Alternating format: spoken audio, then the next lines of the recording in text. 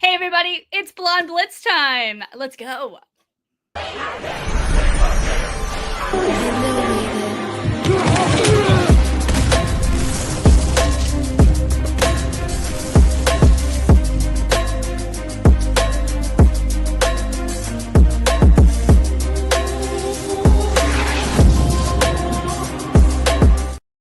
Hello everybody and welcome to the Blonde Blitz. I'm your host, Deb Whitcas. It is so nice to be back, guys. I missed you. The 2025 NFL Draft was last week. Ben Troop is here, former tight end for the Buccaneers and the Titans. He's going to talk all about it with me. Crazy draft, right? Who would have thought? It's also MLB season, so I thought I'd touch a little bit on baseball as well. You guys know that's my first love. My special guests this week are in Pakistan, actually. Both have played baseball, but one is a woman who plays baseball internationally. We will talk with Aisha Shifan and her coach, Mohammed Zishan, later in the show. As far as the rest of the show, Shay Holland is back, HDTV designer to the athletes. Shay and I actually went to the Chargers draft party together. We had an absolute blast. We'll talk all about that. She'll also give some tips to the new draftees on the must-haves for their first homes on a budget or for that top 10. Probably not on a budget.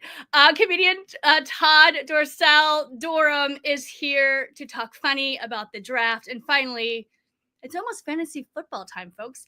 And Commissioner Cooper is here to talk who he thinks you should draft. All right, guys, shall we do it? Let's go. Please welcome former tight end for the Titans and the Bucs. We all love him. I'm so excited that he is here. Everyone, Mr. Ben Troop.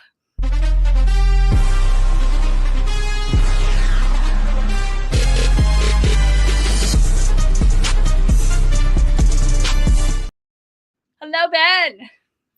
Listen, what's up, Deb? I agree with you. It's been way too long. And I'm like, people are like, man, I said, listen, Deb is busy these days. Deb is doing her thing. When she's ready, we'll be ready. And here it is. Let's do it. Let's do it. So the NFL draft was last week. Your former team had the number one pick, the Titans. They picked Cam Ward. What did you think? They didn't mess it up. And for people who don't understand, I don't like the smoke and mirrors. I don't like all this, who's going to be number one pick. I knew Cam Ward was going to be number one pick, but then when he does his pro day, and obviously Coach Callahan is there, and then he's out there doing the same. He's up there talking to him, saying, "You like that throw, Coach? Was that good enough for you?" I like the fact that Cam Ward did it at two schools. He didn't go to Miami because he was ducking smoke. He didn't go to Miami. He wanted to be the first guy in Miami to actually take them to an ACC championship game and win. It came up a game short because of them Syracuse Orangemen. But I like Cam Ward. What's there not to like about him? Yeah, people always talk about the mistakes. Everybody makes mistakes, but the risk versus reward, when it comes to Cam Ward, I like it. And like I said, he is a headliner. He's a guy that's really, really wants to change the whole dynamic for them two-tone blue boys. But dare I say, man, he was a number one pick. I thought he was a number one pick well before the season ended last year, but they got it right. So you called it. Oh, yeah. I mean, just because the quarterbacks are always the hardest to evaluate there, but what they're trying to do, they're trying to invalidate you to say, well, why isn't he the number one pick? Well, he checked out on every box. I think Dylan Gabriel, is the only quarterback in FBS history to have more touchdown passes. I got a chance to see him up close and personal first game of the year against my Gators. He had his way in the swamp with those guys. But I think Cam Ward is a guy that people want to see him play. He puts butts in the seats. I mean, he's gonna sell tickets. And I know we'll get to Shador, but I just think that we got a chance to know him a little bit, being followed around with Shador, like his competitive nature, how much he loves the game. And hey, man, even his former teammate Xavier, Estrepo. I know he didn't get drafted out of Miami, but he is with them two-tone blues, boy. The boy from Nashville. Hopefully, he'll get a chance to potentially make the squad come the fall. Yeah, and we'll get into the whole Shador thing later. That was just wild that he fell where he fell. What do you think? What about Abdul Carter? I think he personally was the best draftee in the entire draft. What do you think of him? Abdul Carter was born to get after the passer. Love the fact that he reached out to LT, said, "Hey, man, can I get that 56?" LT said, "Look, I'm not going to give you the 56, but I am supporting you." Look, if you go back to when when Tom Coughlin had that NASCAR package with Justin Tuck and Jason Pierre-Paul, that's how it's going to look this year. You talk about Kayvon Thibodeau, you talk about Brian Burns, you talk about Abdul Carter, you talk about Dexter Lawrence. I don't know who's going to block those guys. That's why I'm no longer in the NFL. I don't want to deal with guys like Abdul Carter. Michael Parsons coming out of Penn State. Abdul Carter, I mean, not to compare the two, but look, you want to have a guy. Well, that's what they compare to. Yeah, absolutely. Right. Abdul Carter is him. He's him. Yeah, I think so. Which team do you think won the draft? I hate to say it, and I hate to be a homer. It's the Eagles. I mean, you think they won it again? I mean, think about this. Okay, I'm looking at the draft. I'm saying to myself, I said, Jihad is not gonna. I thought he was already gone. I thought Jihad was already gone, and then when I look, I said, wait a minute. You get a kid like that. Number one, let me say how this is the biggest insult though. They go from 32 to 31. They flip flop with Kansas City just to get the guy they coveted throughout. Now. I thought they could have gotten him without flipping though. I don't know. That's just how he rolls when the GM of the Eagles just showing Kansas City. We still gonna kick y'all when you're down. We don't want y'all to get nobody. Basically, if you play Alabama or Georgia's defense, you're gonna be a Philadelphia Eagle. That they camp out in Tuscaloosa and Athens. We got Georgia too later. Listen, I'm not. I mean, you had some really really good picks though. Golden going to Green Bay, it's kind of like a shot at Aaron Rodgers because when Aaron Rodgers was the head, he kept saying, "Give me a first round receiver." They wouldn't give him one. Well, now Jordan Love gets a first round receiver. Now, when you start talking about fits, Ashton Kutcher going to the Raiders with Geno. I loved him going there. I thought that was a really, really good pick. I just think that, I mean, Ted McMillan going to Carolina. I mean, you look at people trying to invalidate him, and now Bryce Young gets a 6'4", 6'5" receiver to go along with Thielen, go along with Xavier Legette. I think a lot of teams in the draft went for best player available. Yeah. Colston. I was gonna say I wanted James Pierce Jr. for the Eagles. I wanted that for my first. Now I was trying my best. I'll try my best, Deb, not to give my Falcons some love, but they got that one. But they did. Yeah. Up to get Pierce. Obviously, we wanted Walker. I think for Terry Fontenot, GM of the Falcons, he had to make a splash. This time last year, the talk of the draft was not the draft for Atlanta. It was Kirk Cousins. Kirk Cousins signs with Atlanta. That's true. Didn't even finish and the season. Look what happened. Of course.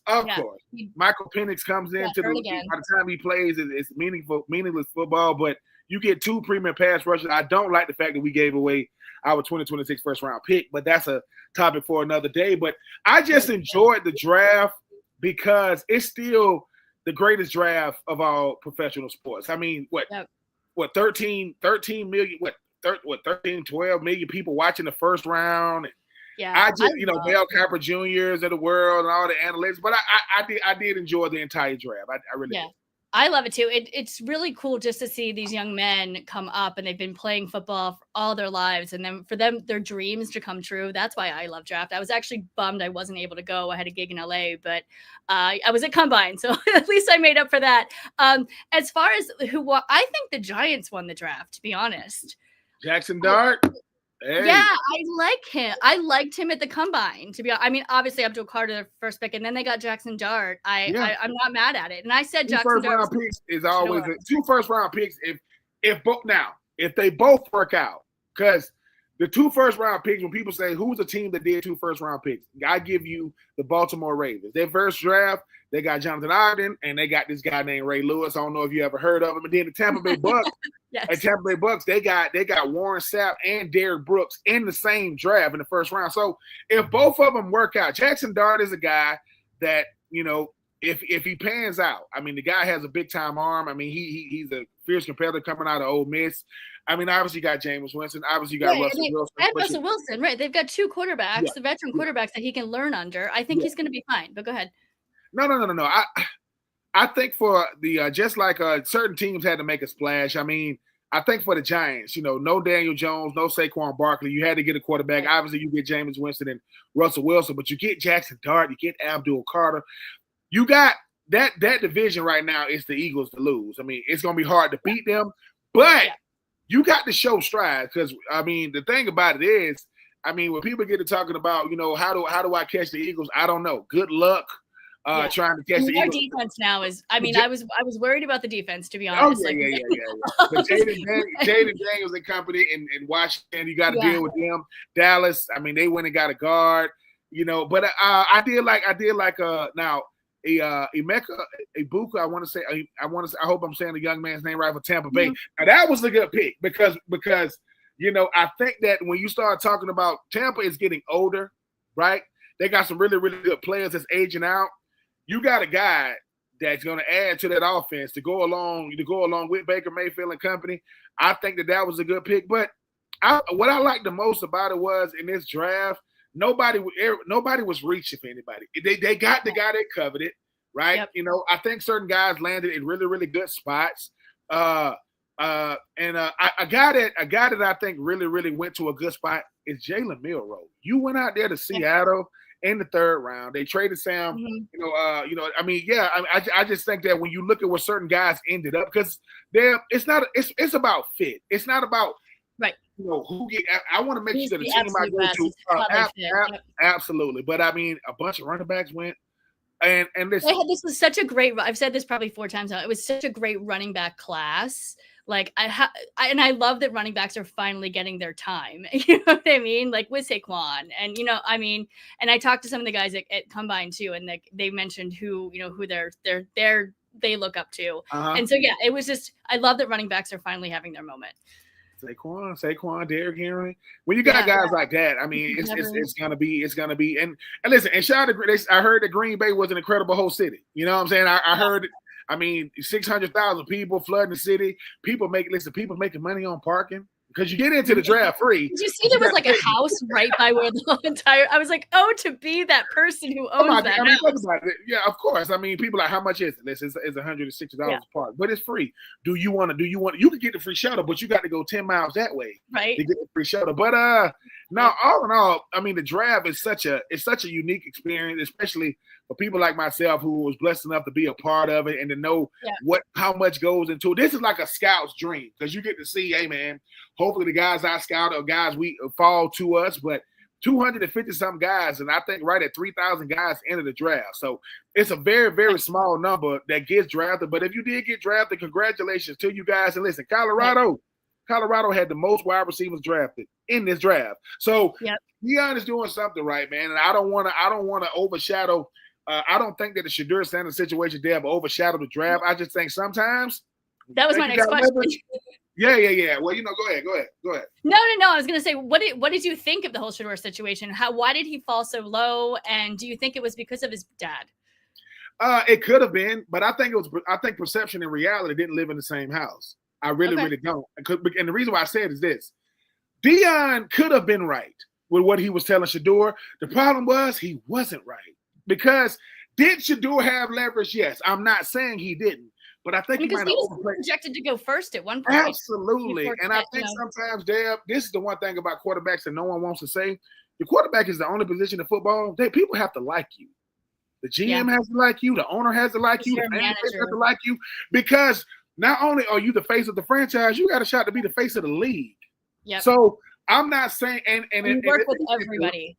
Of course. And if the reports are true – if the reports are true that Shedeur was indeed bombing some of these interviews, you don't do that because you don't know if the team drafting you is going to be the team that's going to be re-signing you. You don't want to. I'm not in a business to burn bridges. I'm in the business of building them. So if Shedeur was a really, really good player, yes. Did Shedeur do it at Jackson State and Colorado? Yes. But you don't got the job till you got the job, youngin. You got to get the job first. Yep. And if I'm walking in with a GM or owner or a head coach or offensive coordinator or a quarterback's coach that might be a little apprehensive about me. Either they're gonna walk out saying, dude, I was totally wrong about this dude, or I'm gonna say, dude, everything I said about this kid. Because until they know you, we make it up about you. Most of these people we talk about we'll never meet or know, but I think Shedeur is a young man that, listen, he's definitely talented, but Deion Sanders is already solidified himself as a player, as a coach. So his brand is almost untouchable. You're still building your brand, Shedeur. So I really don't know what happened to have happen to him, what happened to him. But I will say this: he got drafted, and he did. As much as we Finally. listen to of course, he did get drafted in the 5th round, even though Dylan Gabriel went to the same team in the 3rd round. So Dylan Gabriel's like, what's going on? They have 5 quarterbacks now. Yeah. Kenny Pickett. It's a learning experience. So I think what we take from it, when it's all said and done, if you are a future draft pick or a future draft prospect, the place where you dominate is in the interview room. That's where you get the whole core. That's where, when I came out of 2004, when I was down there in Tom Shaw working out in Kenner, Louisiana, aka New Orleans, Louisiana, we worked on interviewing more than we did anything physical. Well, because they can watch your tape. You know what I mean? Yeah. Like there's tons of tape on you. They see you at Combine. They see you at Pro Day. So that, I agree with you. The interview is the most important thing. They want to get to know you as a player.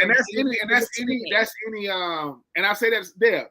If I'm trying to be on, the Blonde Blitz, if I come on here and you asking me questions, I'm like, yeah. You like, who is this dude? Right? It doesn't matter who I think I am. Let me tell you something, man. People don't get this. It doesn't matter how I see me. It matters how the people I want to employ me see me. It matters how they see me. And I think for Shedeur, I think he's charismatic just like his dad. I think he's very confident just like his dad. But his name is Shedeur, not Dion. Right. And I think sometimes we overplay our hand. Look, to anybody that's ever had leverage, you better use it right because it might not come back around. So for Shedeur, it's a learning experience. And like I said, he's going to be fine. He's gonna. I think he's gonna take it and run with it. I think now that he was drafted so low, or so high, I think he's gonna take it and run with it and be the best NFL player and shove it in everybody's faces. I do think his dad has a little bit to do with it. I think people. He did. Dion. Listen, Dion understands this. He says, "Look, man, I get it, man. I mean, all the access. My son's on the camera. They go shallow. Everything we do is documented, but." We're supposed to use this thing we're supposed to use this thing in a better way to say, he's supposed to walk in every meeting room saying, look, who you want to play for? Anybody that wants me. Any team that wants me, I want to play for them. I'm not going to come in and reshape your locker room. I'm going to help your locker room gel. I'm going to help your culture gel. I'm going to help the team come together because I'm a teammate before I'm a quarterback. I want to be a part of this team. And like I said, I've had leverage before in this life, but leverage doesn't mean that I'm not humble. Leverage doesn't mean that I'm not overconfident. I'm not going to be overconfident. I have no reason to be that. But the whole world got to see it, and hopefully, to the next young man or young lady in a premier position to get drafted high, take this as a learning experience and say to yourself, "Hey, man, I don't want to miss out on my opportunity because I overplayed my hand." Right? And I think that's what happened. They just overplayed their hand. But hey, man, he's with the Cleveland Browns, and Cleveland faithful are loving it. They want him to be out there right now, but obviously that's why we got rookie mini camp. That's why we got training camp. We'll see what happens. Was he gonna draft Sanders just because he said we was gonna draft Sanders? So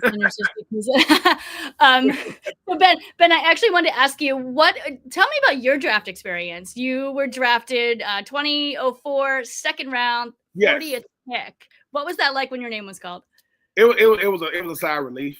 It was nerve-wracking until then because when I came out, my agent Joe Siegel said, "Hey Benny, when you come out, you won't go before 20, and you won't."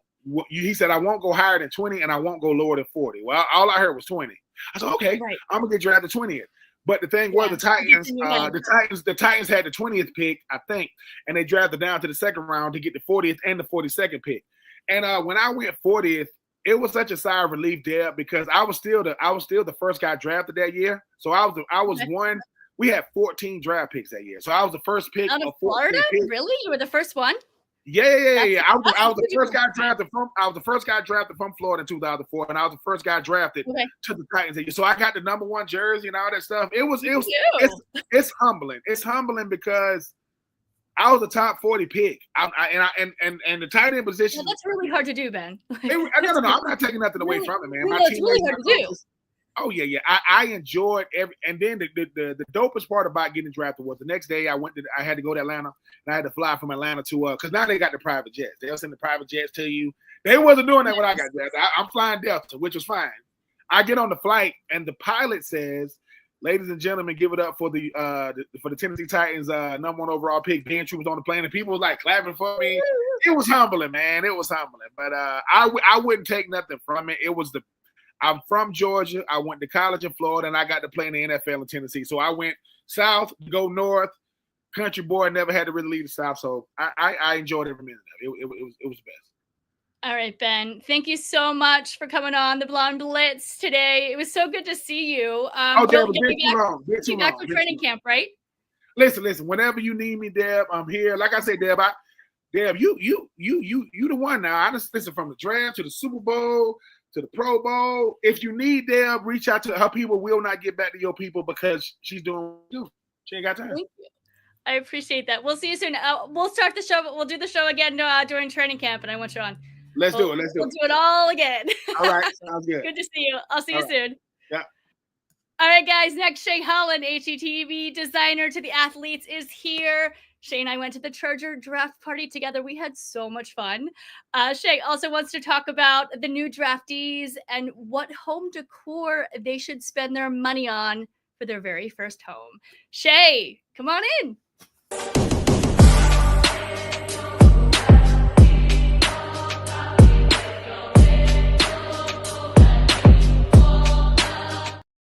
Hello, Shay.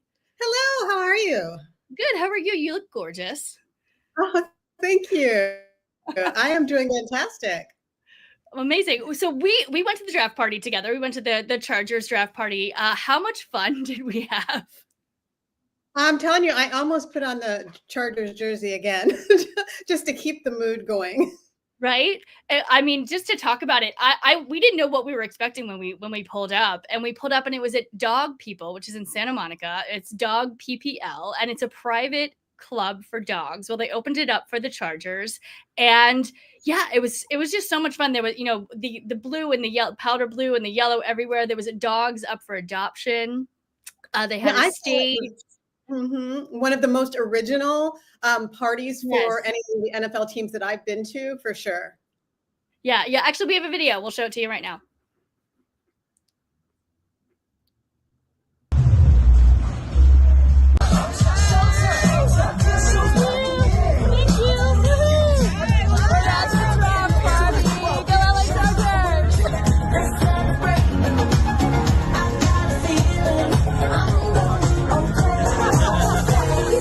It's Deb. I'm here at Dog People, Santa Monica, California. I'm here for the LA Chargers draft party. They have already picked their first draft pick, Omarion Hampton.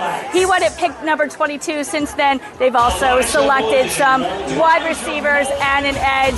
We'll see who else they pick today. It's a party going on here today. They've got dog adoptions, lots of games, interviews going on with players. Come and party with me.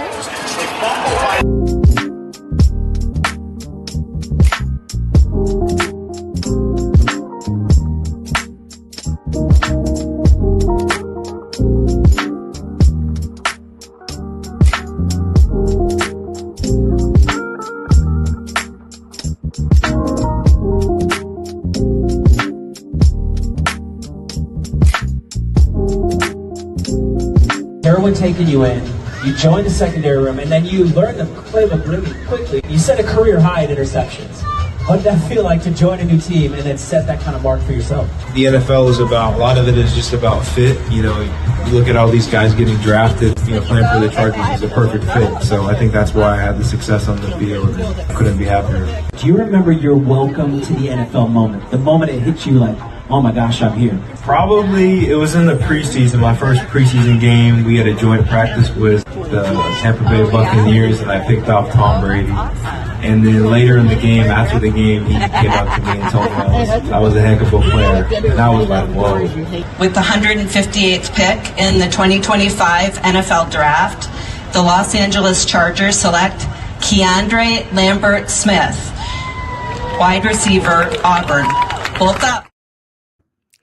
I think my favorite part of the draft party was obviously the dogs, and they were just, they were doing a fundraiser for the California fires. So I think it was just all around fun. What was your favorite part?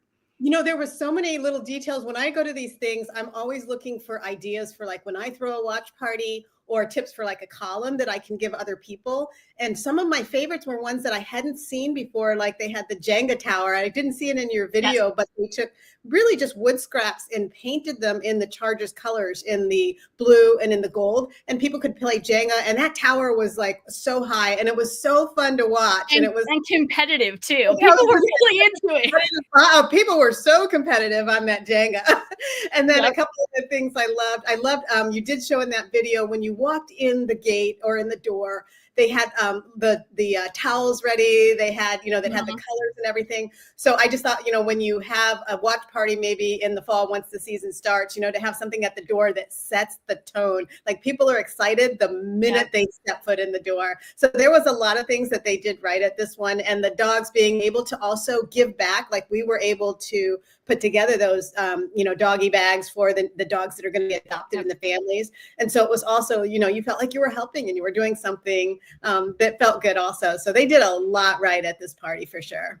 I agree with you. So the NFL draft is passed, and we have some new draftees that will now be rookies. Some of them it might be their first time away from home. So what are some of the things these newly drafted players might look for in their first home?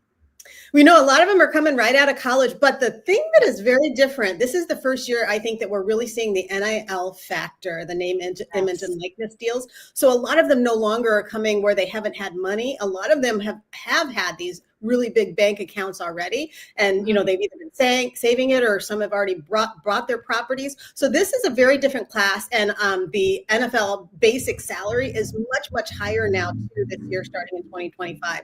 So I think that it's going to be a little bit different. You are going to see a little bit more bling out of the rookie class than maybe we've seen in the past, for better or for worse. That can get them in trouble. Right. But they're so used to being superstars, a lot of them, if they were drafted pretty high already, that their lives may not change a whole lot as far as how they live. And the number one thing, and we've said this a few times, that any of those players need is security. So they are already going to be, like in a place where maybe it's a gated community, or a place that's secure, a place that's near that facility, the training facility, so that they're not having to, nobody wants to spend an hour in the car one way just to get to your training facility. That's not feasible. Right. So so their neighborhoods are determined. Right. Yeah, especially if you live in LA. Oh gosh. So that's like an hour drive. Do you recommend them spending top dollar though when they're just getting started? Absolutely not, because we've seen, we've got, they're not necessarily on a roster yet because they still have to prove themselves. Even once they, make that roster, they could be getting traded at that trade deadline still. So, I think there's just a lot that they're just wiser to be spending their money, saving it really, and putting that aside, or buying a home in where they think they're going to live after retirement, whether that's their family's hometown or wherever that might be, rather than trying to get too settled just yet. It's a little bit early for that. Yeah, and where do you think they should save, even on like decor? Like, what's the most important things they should buy, and then where should they save? Yes, as far as the interiors on the decor, I always say splurge on the things you either sit on or lie on. Meaning, if you sit down, because that's where you want to be comfortable. Yeah. So if you're going to be sitting on the sofa, for example, you splurge on that. Go ahead and spend some money to make sure that that's a really comfortable piece. Your bed, make sure, that's really critical, that you've got a great mattress. So yeah, anything that you sit or lie on is the place to splurge. And then the places to save on are really anything that can be easily replaced. Pillows, towels, bedding, those kinds of things are really easy to replace. And there's no sense in spending a ton of money on them. Well, and also I feel like you don't know if you're going to be staying, so you need stuff that's easy to be packed as well. You don't want to get too much, you don't want to be spending too much money on transporting sofas and couch. You know what I mean? How do you feel about that? Yeah, you're absolutely right. Although the cost, it used to be that you could kind of rent stuff and it was, kind of cost effective, but that is not anymore. I think I rented not too long ago some pieces, and it was so much money to rent these days that unless like rental, I think is great if you're there for say 3 months because it's a corporate gig or something and it has a set deadline. But these guys are really in this position where they don't necessarily know. So I would personally suggest that if they're where they want to get kind of settled, though, they want to feel at home, because that really affects your mental health. So I would still suggest go ahead and spending the money on those bigger pieces, knowing that yes, you may have to transport them, but if you love them and they really express your identity, you're still going to love them when you move. When I started my career in TV news, my second or third job, you're always wanting to move up the markets. You start, it's similar to football. Perhaps you start in a small market and your goal is to work your way up to network. So I knew that I wasn't going to ever be in one place for, probably a couple years at a time, but I also knew it was important to be comfortable. And so I picked things I loved. They didn't work when I moved to California because I came from a mountainous area to the beach, but oh well. I know I've moved a lot too, between Jersey, Philly, Atlanta, Connecticut. Like I've brought some things, but not everything. Yeah. Yeah. But there's always Facebook Marketplace. That is very true. That's a good point. All right, Shay, thank you so much for coming on the Blonde Blitz. I'm excited for the new season. We'll see you during training camp, right? So good to be back. I can't wait for the next party. I'm not sure where it is, but let's go. All right, let's go. Good to see you. All right, guys, as I said in the intro, Aisha and Mohammed both play baseball in their home country of Pakistan.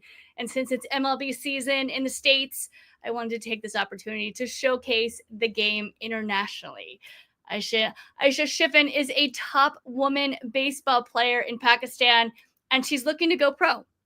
I got a chance to sit down with her and her coach, Mohammed Zishan. Check it out.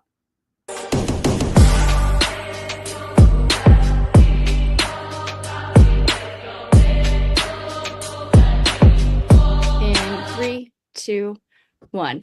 Mohammed and Aisha, welcome to the Blonde Blitz. How are you guys? Thank you so much. Thank you so much. Thank you so much.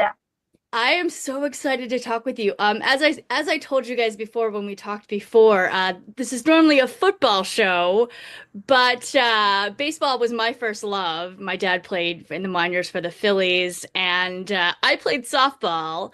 So, Aisha, you're a woman who plays baseball in Pakistan. How did you find baseball as a woman? What's the backstory on that? First of all, I talk about baseball. That's such a beautiful game or a stylish game. Firstly, I'm very attracted that how it's playing. It's an emotion, and that's very beautiful game. And I could say that from 2019. Okay. From my university side, locally, firstly in childhood, I just watch in the cartoons like Doraemon. That's a Chinese cartoon, Japanese cartoon, and we can watch very keenly. And firstly, I don't understand what's that game. In childhood, I didn't understand what's that game. Okay. So when we join a university, then my director, sports director, tell us you should play that because I'm a cricketer. So it's very similar to that. It's very similar and it's very helpful in cricket. I can say that like is a power hitting. In baseball, we just need a power. And in cricket, if we have power, we will be a great cricketer and we should great balance. Then I should play baseball and I can learn it within 2 weeks. 2 weeks? 2 weeks.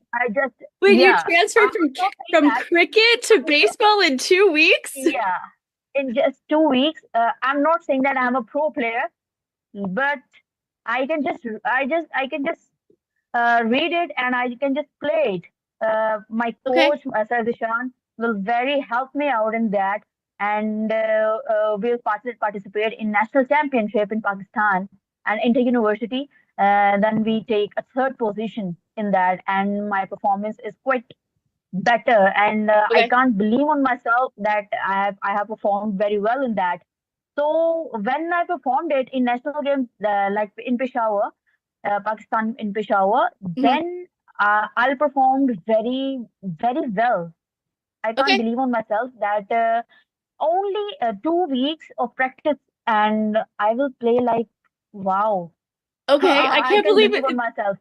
I can't believe it's only 2 weeks. Right. Yeah. And what is Yeah. what is the difference between baseball and cricket? What are the differences and then the similarities? Similarity, just like in cricket, we can play with bat, like horizontal bat, Mm-hmm. like in a V, and in baseball we can play in horizontally, Mm-hmm. and just similar like that. One in cricket, then a bowler and fielders, and a batter. Then say in baseball, just similar like that, like a one bowler, one batter, one pitcher, and one Mm-hmm. catcher. Like same as a field, same field, and we just need. I can just say that it's very similar when we hit hard and just ran Okay. on the bases, one base to second base to third base, and then home run. In cricket, we just run on a one pitch. Oh, okay. Okay. And cricket's Yeah, the just most one pitch. popular sport in the world, correct? Yeah. Also, yeah, I'm also a national player of cricket, but I love baseball. I just want to play baseball. I just love baseball. That's a love. Okay. And now, And Mohammed, simple. Yeah. you're Aisha's coach, correct? Yeah. Yes. And tell me about your background in baseball and how you got into coaching. Okay. I started my baseball career from 2007. So I was also a cricket player. So Okay. as Aisha said, that cricket is a very similar to baseball. So we have fielders that in ground fielding and very similar to baseball. Like in cricket, we have bowler, and in baseball, we have pitcher. In cricket, we have keeper, wicket keeper, and in baseball, we have catcher. So it is very similar to baseball. We have scores in cricket. In baseball, we have also runs, and we have to accomplish a certain milestone. We have home run in cricket. We have sixes. So it is very similar to baseball. So I started my career from 2007, and in very short time, I think 6 months, I played for my country outside the border in Hong Kong in 2008. And my coach was Syed Fakhr Shah, who is recently a secretary of Pakistan baseball. So then, because it is very stylish game, it is very you have to train your brain for nanoseconds, because you have to decide where to throw, what to do in nanoseconds. You don't have time. In cricket, we have time, whether you can stop throwing, but in baseball you can't stop throw. No. So baseball is a yes. So you have to throw quickly. You have to make your mind and decision in nanoseconds. So this is a kind of blood in your body. Baseball is like this for us. So then I played for my from my school for 5 years, and I was winner for 5 years, gold medalist. Then I played for my country in 2011, then 2011 in India, and 2013 in Thailand. Then I played for different departments like Pakistan Police, HEC, Higher Education Commission, and for obviously for my university, different universities. I played for around 15 years. Baseball. I am still playing for my province, Punjab, and still I am ambassador and a coach of Pakistan baseball team. So And how did you get into coaching with the women's team? Yes, it's around 7 years. When I started coaching from 2018 since yet. So very first time I coach Sargodha University, then Aisha's University, which is Punjab University, Lahore, Pakistan, and there I saw Aisha. I often said that Aisha plays like boys. Okay. So she's very talented. She has power. She has energy, because in Pakistan, women are not so active, not so you can say fit. So Aisha is very fit. Aisha has ability to play like boys. So I often called her like, you are a boy, you are not a girl. So She may disagree with that, but Aisha, so tell me about, how much do you play baseball? Like, how many teams are in Pakistan for women? Yeah, in Pakistan, just like we have four major universities, just like in Punjab University and Lahore College for Women University and Sargodha University. So like we have 4 to 5 universities that we have, as we can say, uh, give a tough competition to our team. you can And yeah, say that universities are up to 10 to 11, but the tough yeah, universities that have a good competition are 5 universities. So Okay. And they how many games do you play a season? uh, first of all, a baseball and a cricket, then a boxing. Actually, my father was a boxer, Oh, wow. Okay. and yeah, he was That's where you get your 5 time athleticism from. All right. That makes sense. That makes sense yeah, with the power, yes. yeah.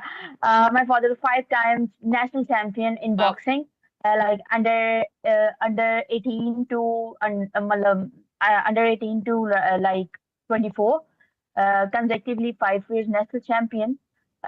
So my power went from Yep. them. Mm-hmm. Yeah, so I could play cricket and baseball, majorly baseball, and then cricket and a little bit boxing. Okay. actually there is a reason why they can't play so much baseball in Pakistan, because we don't have much tournaments. Like Okay. Yeah. we just have national event. Other than that, interversities Mm-hmm. in which Aisha played, and some of little tournaments. So they can play a lot. Okay. But because of Yeah. cricket is very famous in Pakistan, so there are a lot of tournaments, there are a lot of events that they can participate anytime. Now, Yeah. Aisha, are you interested in going pro? Is there a possibility that you can go professional in baseball as a woman? Yeah, basically I'm just die for it because I want to play professionally. In Pakistan, we can't say we can't play like pro because there are limited tournaments. Just like in one season, we can only play 2 tournaments, like in the universities and only national games. Okay. If you want to play like pro, then obviously, as you know, we need to play more and more because Mhm. baseball is very critical game and very deep game. Yeah. So we can't play just in yeah we can't say that after playing 2 tournaments that like we are a pro. If Okay. we want to play, if I want to play, I want more tournaments, more matches, Mm-hmm. more practice, and more good equipments that I have to play like a pro. So if anywhere of the world, any place, if they give me a chance to play any professional game like in baseball, then I will prefer to play baseball Mm-hmm. anytime. Now, Yeah, are there opportunities for you to go pro? yeah. Okay. And where would those be? There Like I are just apply. yeah. Yeah, I just apply like a women league like in USA. I think they started Okay. women league, and I should submitted my form in that. So So I you would should have to come to the States. Okay. yeah. I Okay. just take a risk and I just take a chance. If they got selected me, then I was definitely play that tournament. Okay. And it's interesting because I Yeah. feel like Pakistan is even a little bit more ahead than the US women, to be honest, in baseball at least, because the softball for women is very popular here. I played it, had roommates in college who played it, and yeah, I feel like in baseball, like there's no college women's baseball teams in the US, but there are in Pakistan. Do you want to talk a little bit about that? Yeah, baseball. Actually, in our universities, there are few games. Not a few. like just women games, just like cricket, baseball, football, hockey, and little some other games. But in Pakistan, all the women mostly preferred cricket. Okay. So, and they all play cricket, and so and the baseball was very unpopular in there, and some of girls are playing that because and the most of the girls which have a talent, they quit this game just because lack of opportunities. And first of all, I can say about that not totally financial provision from all Okay. of us. Yeah, because lack of financial help, and there is no because this is necessary for ourselves that when we live, we obviously we have a financially strong ourselves. For then they can't provide us more funds, more scholarships like that. If we play into university, then we only get a lump sum amount, which have usually used only in tournaments. So the baseball is a very effective If I game. sorry, if I Yeah. add some words, what Aisha wanted to say that there are no any infrastructure where they can play because we don't have any baseball ground in Pakistan. So we play in cricket grounds Okay. first of all. So they don't have any field. Some Okay. of fields are private, but you can't play there. The other thing is that whenever a player plays any game, they need some financial support. So they can fulfill their requirement, their needs, and whatever they belongs to their game. Other than that, you need free from your liabilities. So if you play for your country, you won't be able to you can't say you are financial free. You won't be financial free. So I played for my country multiple times. So I compelled to leave my profession, which was baseball. I love baseball a lot. I pursue software engineering, and now I am a software developer. That was a very you can say hurtful. So I can understand what Aisha wanted to say because there are no any future they can see. That is why they are very conscious and they are very possessive what they are doing and what will be their future. That is the reason behind this. They are trying to, yes.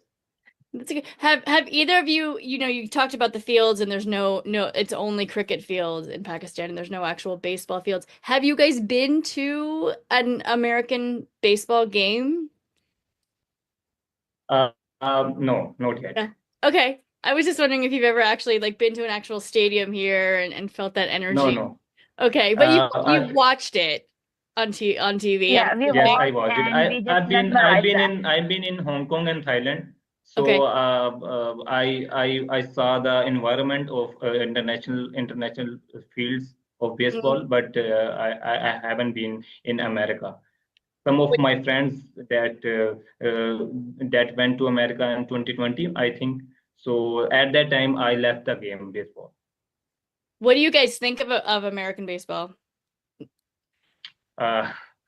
American baseball is That's a charm. a dream for us. And it's like a dream. Yes, yeah. She's it's like a dream right. for us. It's like a dream that when we watch American baseball, they are very fit, they are very professional, they are very beautiful environment. There is everything that a professional sportsman wants. Yeah. So it's incredible. It's excited whenever we see. Even I often tell Aisha that if you want to play well, if you want to play good, you must watch American MLB. Yes. 5 to 6 videos daily. Yes. So it is her assignment. Yes. And Aisha, who's your favorite team? My favorite team is Yankees. Okay. and I was and Derek Jeter was my favorite player. That makes sense. So because I was also a shortstopper, so I follow him a lot. So Okay. I love him. Yes. Aisha, how about you? Yeah, I would like to see that so high. That's a Japanese pitcher. Yes. I just love that technique, and he's very fit, and he's a very good baseballer. And like his fitness, his running is like I just mesmerize him home runs that he preferred to hit hard, and so Yes. I just love that seeing. I just love seeing them. Yeah, he's such a great hitter, and he's obviously a really good pitcher Yeah. as well. So, do you Yeah, because, model your game after Ohtani? yeah. So I just play like so high. So Yeah. he just I as I want to play it hard, and I just want when I play, I just want like I'm hit a home run. So I just see him, and I just copy him techniques and that how he played, how his foot works, and bat swings and all. I just want them. I just want to be just like him to play baseball. Okay, so our time is up right now, but thank you both so much for coming on the Blonde Blitz. And Aisha, I wish you so much luck. Hopefully, we'll see you playing women baseball in the States sometime soon. Yeah. And Mohammed, thank you so much for coaching these women, and I love your passion. And thank you for everything you do for women in sports. Thank you so much. Thank you, Deb. All right. Yeah, here we go. Wait, take.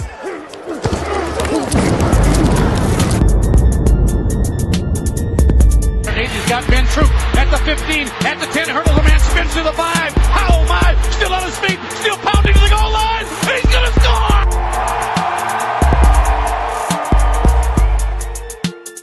All right, I cannot wait to follow up with Aisha and see her progress as a woman in sports.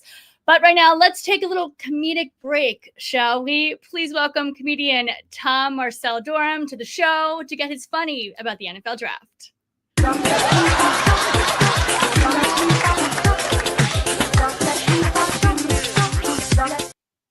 Todd, how are you? I'm good. I was blown away. I didn't know they played women's baseball in Pakistan. I didn't know either until one of my contacts wrote me, and I was like, this sounds like an amazing story for Blonde Blitz, and I wanted to showcase it, and here we are. Like, how are they that much light years ahead of us in gender availability for stuff? Like, they're like, no, you play softball here. They're going to play hardball in Pakistan. And I didn't think that I would relate to a female baseball player in Pakistan because, like, I gave up baseball to play football. But when she said she cares about, like, when she looks at MLB players and she likes to look at them for their fitness, it's like, yeah, same here, sister. You know? Yeah. Those dudes are hot. They got nice butts, and let's check them out. Let's just get together and do that. Absolutely. And let's talk a little bit about the NFL draft. I feel like you could have a ton of material here, Todd, with what. Yeah, my number one. Oh my gosh! All right, my number one issue. First of all, I'm Todd Marcel Durham. I have credentials to talk about football because, as you see here, I was a Presidential Physical Fitness Award winner in, I believe it was 1992. So you're welcome. And also I was playing December football in 1991 and 1990. So I've been in this game. All right. This is my Pop Warner jacket, and underneath here is one of my workout shirts. As you can tell, there's been some cargo pressed. All right. You catch the hang clean here. All right. Why am I bringing this up to start my bit? What was one of the main dominating conversation points around the draft? And it was how the guys were dressed. Was this bothering anybody else? Did you see they had a red carpet for them? Did you see that? Yes, absolutely. They do every year. Yep. It's a thing. Every year they've got the one year they had a pink carpet, actually, which I was like, oh, okay, in Vegas. Yeah. When I grew up, we played football where water was a punishment, where you were considered weak if you were thirsty. It's like, hey, Dad, I'm in third grade. We're on our third practice. It's August. I'm entitled to want water in 1990. Like, so so fashion to me was a dude wearing like thigh-high shorts that were corduroy. A dude, my coach, corduroy shorts and a visor. That was it. That was the most fashion you got in football. Nobody thought about fashion. Everybody wore the exact same suit for the entire time. And then Deion Sanders broke the mold. But that was Neon Deion. And then you've got a lady asking people about what their fit is and who inspired their fashion. And I'm like, is this a Nora getting interviewed in advance of the Oscars? Or is this a football player designed to kill another human being? Like, what am I watching right now? Yeah, I agree. I couldn't get my head around it. And what was it? Jalen Milroe was asked about his outfit, and like you could tell that a lot of his season was dedicated to that one moment where he got asked that one question, because they asked what inspired your outfit, and he said, well, first of all, I wanted to go with a neutral color. I go, neutral color? I'm learning about this term for the first time right now. I'm 44 years old. How are you preemptively knowing that neutral color is what you wanted to say? And then like, listen, I believe in Jesus. I'm on board. He had 7 crosses. I go, 7 crosses? I go, Jesus died on 1 cross. It was only 1. You only need the 1. You don't need crosses on your kneecaps, bud. Like, that's not... And gold, right? All gold. Kneecaps and like crosses in gold. I couldn't get my head around it. And then like now I feel like every football player feels like they have to say a caption that's like a bar also. And by bar, I mean like a rapper. Like they're having to like answer questions and feel like this is going to make a viral moment. And it's just like, I want to go back to Rob Gronkowski era. I want to go back to eras where Dick Butkus was playing football. Is there an interview, one interview on the internet of Dick Butkus saying anything? No, there isn't. Because all this guy did was just eat pork chops, show up to football, and kill people. That's it. Football only needs to be that. Nobody interviewed anybody. And then now all of a sudden we have like guys getting mic'd up during 7-on-7s in high school or middle school. And those guys during the social media era are now being interviewed about their pink suit.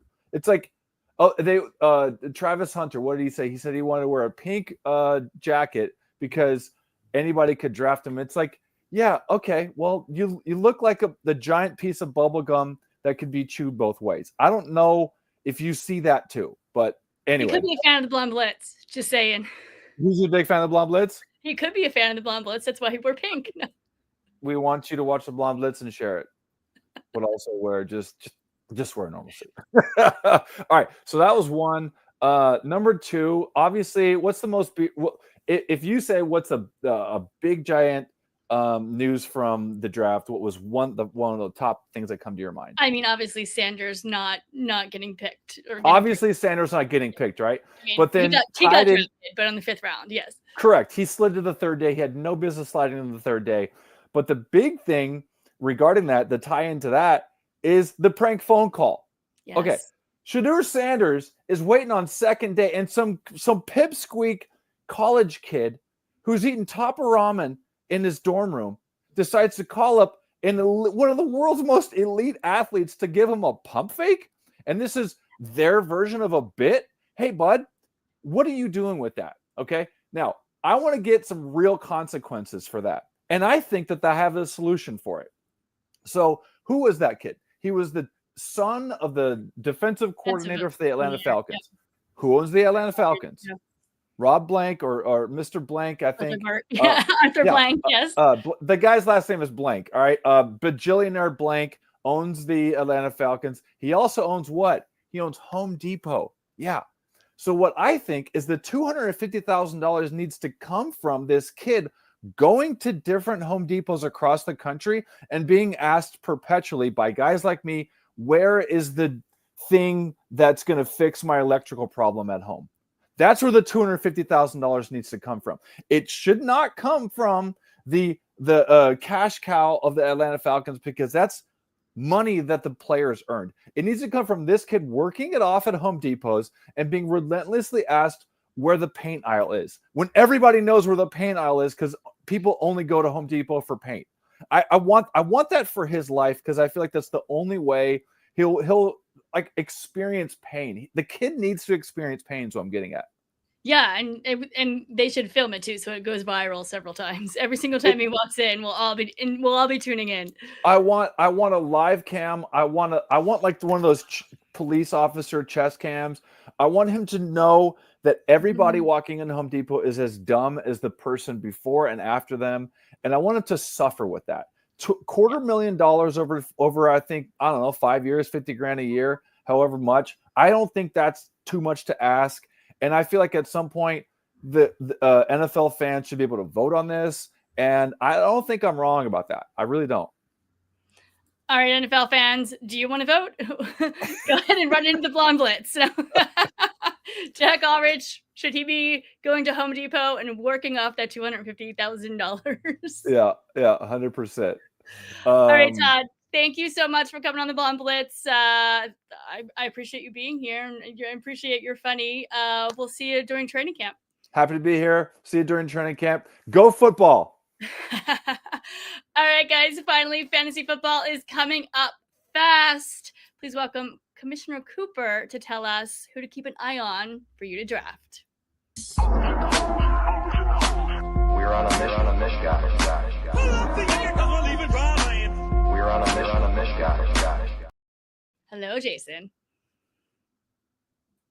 I would have said hello, but my mic was muted. Sorry about that. What's the technical difficulties? How are you? I'm in preseason mode apparently still. So I'm doing great. It feels good to be back in the Blonde Blitz arena, and I'm super excited, of course, because we got football to talk about, which is always exciting. Obviously, unfortunately, we don't have a lot of time, but I'm just gonna. What I wanted to start with was basically talk about the differences between dynasty fantasy and redraft fantasy, which redraft is what a lot of people normally do. That's when you see all the drafts going on. Dynasty, though, a lot of people are turning to that because it's all season long. You can make trades if you want. We had a guy who took over a team. He basically he gutted the whole team, which is good for some of us that were in contention, so we could grab some players because he just wanted draft picks for coming up years, which makes it fun. And the reason I'm bringing this up is because when we talk about draft and fantasy, it's hard to really gauge where these guys are going to be. But when we talk about rookies and redraft, that's where you really want to start breaking down who is going to be where and so on, and how do they fit in their system. So I'm going to just give you, since we don't have a lot of time, I'm going to give you a couple guys I think will be good, not only in Dynasty, but in redraft as well. So you can get kind of the best of both worlds. First and foremost, I got to say it. What's that? I'm intently listening because I gotta start thinking draft. I gotta beat I did so bad last year. I think I got 11th out of 12. So yeah, I'm listening. Fantasy, I always say it, a lot of luck involved for sure. Ashton Genty, obviously, you guys, if you've watched the draft, you heard all his attributes, everything that he brings to the table, the speed, obviously, it shows out on the field. But the biggest thing here with Ashton is that he's actually going to be in a backfield with no one really to challenge him. So he is going to get a lot of touches. And just like, Michael Jordan, he didn't score 40, 50 points a night by taking a few shots. He got them by taking those shots. He took a bunch of shots. That's how he scored. Same thing with fantasy. You want guys that are going to touch the ball a lot. So here's the other thing with Ashton Genty. You have not only Pete Carroll as his head coach, who loves to feature a back, but you also have Chip Kelly as the offensive coordinator. So now you have someone who not only is going to be featured, but they're going to see the ball a lot. It's a fast-paced offense. So he'll see the field a lot, which means a lot of touches, aka a lot of fantasy points. He is top 10 to me in running backs in redraft, and he is number 1 overall by far in Dynasty. So that's just somebody to look out for. As you mentioned earlier, very running back heavy draft. So I don't want to get too much in the running backs. I could talk about all night about them. But another guy I do like because of the situation is Marion Hampton. And I know the Chargers got Najee, so we know that. But Najee's kind of fallen off over the years. Yes. Not that he's old or anything, but he's just kind of fallen off from where he was. Maybe it was because the Pittsburgh offensive line wasn't very good. Not sure, but I don't know if he was ever there, to be honest, but yeah. Yeah. Marion Hampton brings that size and speed that NFL teams drool over. So he is someone I would keep my eye on. And again, going back to the X factor, we know from last year, Jim Harbaugh loves to run the football. If he can make J.K. Dobbins do some things, trust me, you're going to see Marion Hampton on that field and should expect some good points. So he's somebody else I'd look at. And I'll give you one other guy as far as running backs are concerned. Travion Henderson going to the Patriots. Ramondre Stevenson, he's a fumble machine with Mike Vrabel now there. And you have Josh McDaniels leading. I don't think there's going to be a lot of leeway with Ramondre. He's also one of those running backs who seem to have fallen off quite a bit. Just a little side note, his cap hit, if they decided to cut him, is 2% of their cap. So just something to look out for. He could see that starting role. I don't think it's far and above away for him to see it. And I'll just mention one receiver. Actually, I'll mention two. It's not going to be Travis Hunter. I'm not going to say that name. The reason why, not to say I don't think he's going to be great, but he also has Brian Thomas Jr. to deal with. So you're going back to those touches. How many times is that ball going to get to him? I'm just not sure in the first season. I know Trevor Lawrence is good, but I don't know if he's good enough to kind of hold all that down, to be honest with you. But I think you can go with a pair of, and I hate to even say this, but a couple of Patriots receivers, Tech McMillan, and you also have Kyle Williams as well, because there's nobody there. There's nobody for them to throw the ball to. Demario Douglas, I mean, that was their top guy last year. Get out of here. So those are two guys that you can expect not only in Dynasty, but in redraft. I think we'll see the field a lot. And then one last name I'll throw out there, because we'll go to the tight end position, which I wish they just do away with in fantasy. I'm not going to say the two guys that were drafted early. I'm not going to say Colston Loveland. I'm not going to say Tyler Warren. I'm going to tell you Mason Taylor to the Jets. And it's not because of his overall great talent. He is good. He's a two-way guy. He blocks well, which is good for their offense. But again, who do the Jets have to throw to other than Garrett Wilson? It's very conceivable. Justin Fields loves the tight ends. You could very much see Mason Taylor as that number 2 threat in this Jets air game. So that's just someone else too. And that's what's cool about somebody like that. You don't need to draft him early. Just chill. Nobody really looking at him. So you can chill and wait, get him, and he might be great value for you as your season goes along. So just those are a couple of redraft guys. I'm going to give a full breakdown here in a few minutes when I run over to the next studio. Right after this, me and Ben Troop going to break it down on No Weddings in the Fall. So check us out. And thank you, Deb, for putting me on the Blonde Blitz. Of course. Thank you for being here so much. And guys, make sure you stay tuned for Jason and Ben. Don't forget, this show is sponsored by Underdog Fantasy. Go to Underdog Fantasy and use promo code BLONDE, and we'll double your deposit up to $100. Of course, if you like today's show, hit subscribe and follow us on all the socials at the Blonde Blitz. See you guys during training camp. Football's almost back. Go Birds. Let's go.